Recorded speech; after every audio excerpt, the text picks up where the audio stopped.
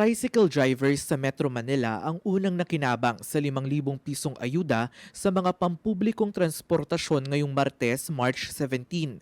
Napag-alaman ng gobyerno na halos mawalan na ng kita ang tricycle drivers dahil sa big-time oil price hikes simula nang pumutok ang sigalot sa Middle East noong February 28. Dati 200 ano na yun sa maghapon, ngayon hindi na ho sasapat. Magagas ka na huli. Kaya, kumbaga, kumikita ka ng 400 sa araw, baka mga 250 na lang, ganyan.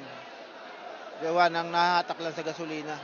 May 30 payout sites sa rehiyon para sa relief package mula sa Social Welfare Department. Sa Santa Mesa, Manila, dumagsa mga tricycle drivers sa ASAC Covered Court, saksi mismo si Pangulong Bongbong Marcos sa pagbigay ng cash assistance. Pati lahat ng nagpapasada, lahat sa mga transport sector ay bibigyan namin ng tulong para naman may kaunting pampahabol dun sa pagtaas ng presyo. Alam ko, kailangan ninyo yan para kahit papaano meron pa rin kayong kinikita. Dahil pagka wala ito, napakahirap na masyado. Nandito ang gobyerno, nandito ang pamahalaan. At talagang binabantayan natin kung ano mga bagong pangyayari, kung ano ba narating para naman matiyak na patuloy na makapaghanap buhay ang ating mga kababayan at patuloy na makapasok sa trabaho yung ating mga commuter. May schedule ang payout kung kaya't hindi pa lahat mabibigyan ngayong araw. Nakuha niyo ng ayuda niyo. Mamamatad po. Oo. Kaso nga hindi ko makuha yung ayuda ko dahil wala daw ako sa master list. Wala sa master. Oo, kaya hinahanap ko pa yung president namin. Kung meron kayong questions, agam-agam, kung bakit wala kayo sa listahan, pwede kayong magpa-clarify sa inyong Transport Regulatory Office sa inyong mga City Hall.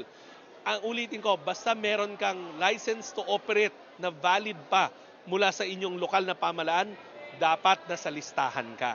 Nasa 139,000 tricycle drivers sa Metro Manila ang mabibigyan ng cash relief assistance hanggang Huwebes. Susunod na target ng ayuda mula AIX program ng Social Welfare Department ang mga tsuperer ng jeep, motorcycle taxi, TNVS, pati ang delivery riders sa NCR. Sisimulan na rin i-finalize sa mga listahan sa iba pang rehiyon para mabigay na ang tulong pinansyal sa gitna ng patuloy na pagtaas ng presyo ng langis. Siniguro ni Social Welfare Secretary Rex Gatchalian na hindi lang one-time ang pamimigay ng ayuda kung patuloy pa rin nasisirit ang presyo ng petrolyo sa mga susunod na linggo. Pero ang ilang tricycle drivers humihiling na maibigay na ito matapos ang 1 o 2 buwan at kung pwede, mapasama rin sa hiwalay na fuel subsidy mula sa Transportation Department.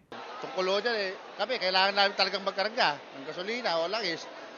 Wala na ako kayo magagawa. Siguro, magdadagdag na lang kami ng oras para madagdag kita sa trabaho. Kung lumalabas kasi kami, kunya alas 5 ng madaling araw hanggang alas 8 ng gabi, siguro abutin na kami sa kalsada mga hanggang alas 12 niyan. Kung mailalabas na ang Notice of Cash Allocation mula sa Budget Department sa mga susunod na araw, uunahin ng DOTR mabigyan ng hiwalay na fuel subsidy ang bus operators sa huling linggo ng Marso. Susunod ang mga operator ng jeep, taxi at school service.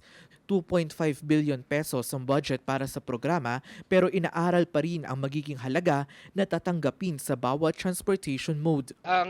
May mga payout din pero inutusan natin ng LTFRB na maghanap din ng ipamamamaraan tulad ng baka pwede gamitin yung e-wallet. Basta po ang layunin natin makarating yung subsidiya sa ating mga qualified at saka targeted beneficiaries sa mas lalong madaling panahon at maiwasan din natin yung mahabang pila. Dagdag ni Acting Transportation Secretary Giovanni Lopez, nag-request na rin ng Special Allotment Release Order sa DBM para sa planong libreng sakay sa mga commuter sa buong bansa. Para sa impormasyong napapanahon at on-demand, Jello Mantaring, Newswatch Plus.